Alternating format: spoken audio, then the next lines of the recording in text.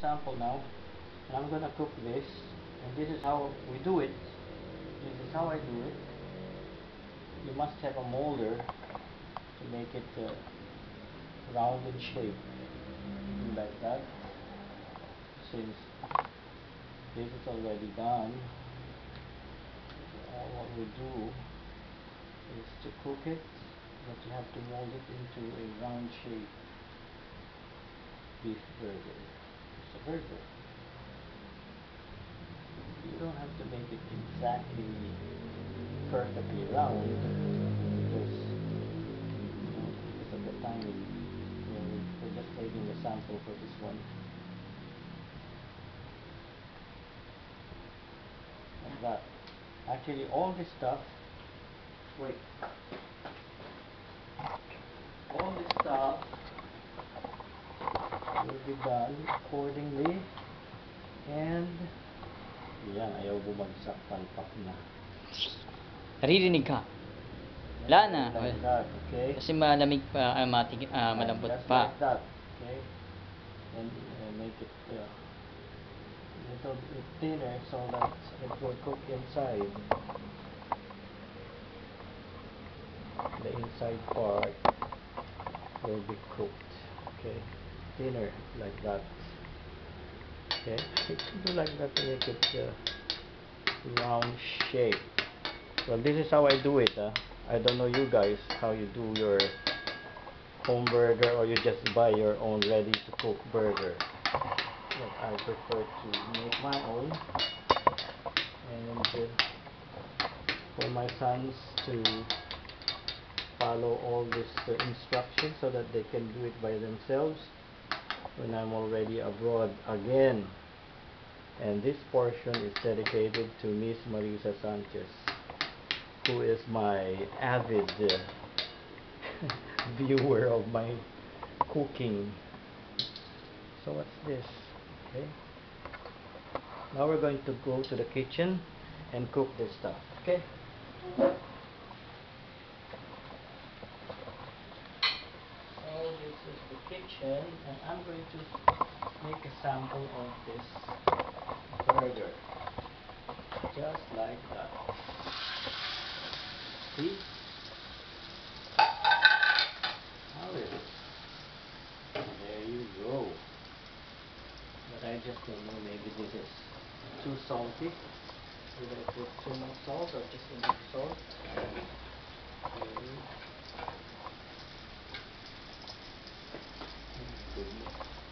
May ipis sabi sa video, gumagapang na ipis sa aking paa. Ano ba yan? Kitchen na may ipis. Nakakaya.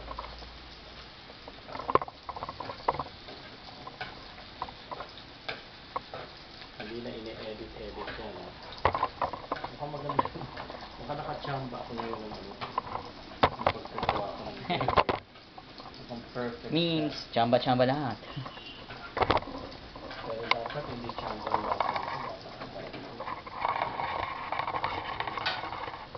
See, ganun lang ang gagawin ninyo. And pare-pareho na lang ulit ang pagmamold.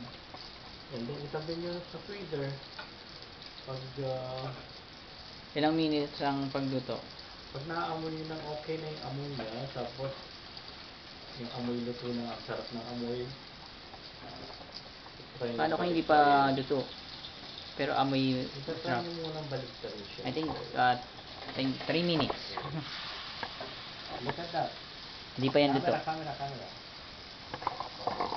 Baka mahulog yan at maprito ko yung camera. Matibay ba yan? Test natin. Ayan. Madilim yata yan. Ano talaga yun? Hindi naman to kasi video camcorder eh.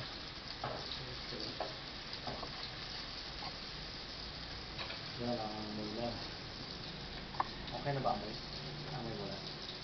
I think we need to wait for 3 minutes.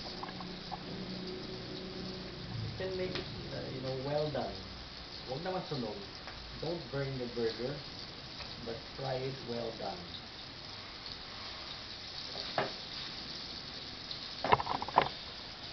Always remember, fresh burgers are more delicious than the ready-to-cook burger.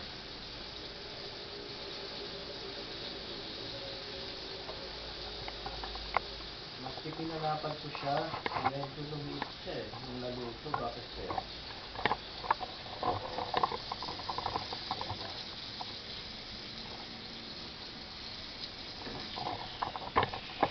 Wow! Tusok na natin yan. So, ako ng fork ka. Fork. Wait lang. Bango. Check yung loob kasi baka hindi ka nagluto. Check ko natin syempre yung loob yan. Baka hindi pa siya luto.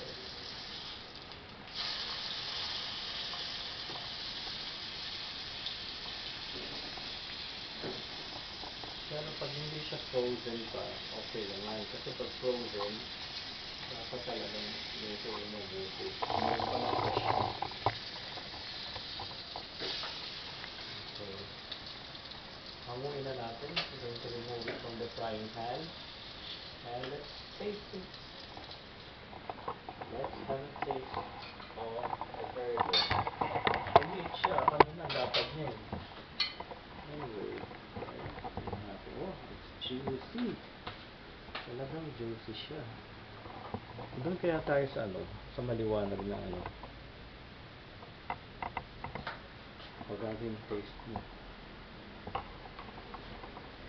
Mamaya, mainit pa yan. Sandali akong hahawak. Ayan, yan yung cameraman ko. Doon ka sa maliwanag kaya, dali mo doon.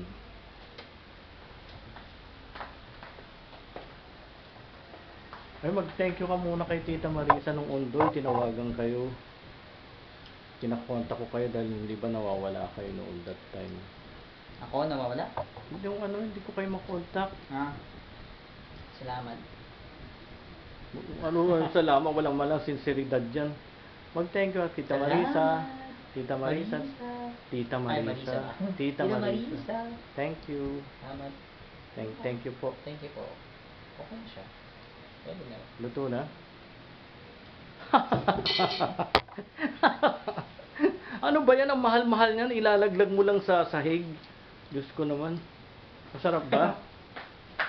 Ako naman ang mag-taste. O, tingnan nyo. Yan ang luto namin ng burger. Okay. Burger ala, yan eh. Dapat yan, ang tawag dito, lumpiang Shanghai. Walang pambalot, kaya burger na lang siya. Sige, kuno. Yan, si Gavin.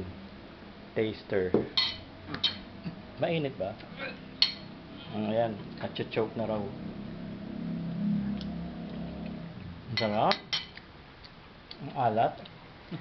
Alat ba? Medyo siya maalat. Hindi, sasabi mo Ulang burger kasi siya. alat? Kailangan na ng coke dyan. Welcome, Coke. Meron dito lang. Kaya nga. Ang alat. Kaya nga. Huwag niyang masyadong alatan. Ay, off mo na. Ako na. Ito yung experiment number 1, 2, 3, 4. Ano gagawin natin 10, para 16. maalis yung alat? Ayaw mo buksan. Ano gagawin natin para maalis yung alat?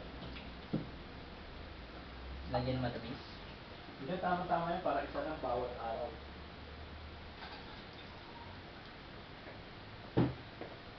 Wala. Wow, ang dami naman ng soft drinks ko. Grabe. Siya lang yun. Bumili ka lang ng Coke talaga. Kaya niya. Sarap ng soft drinks. Sarap na. Kakain ka pa ba? May tinapay dyan. May kanin pa. Tama na yung gaba. Ano ba tinagay mo ba yung maalat? Asin. Ano nilagay mo na kasi? Pinakagyan naman talaga ng asin ito.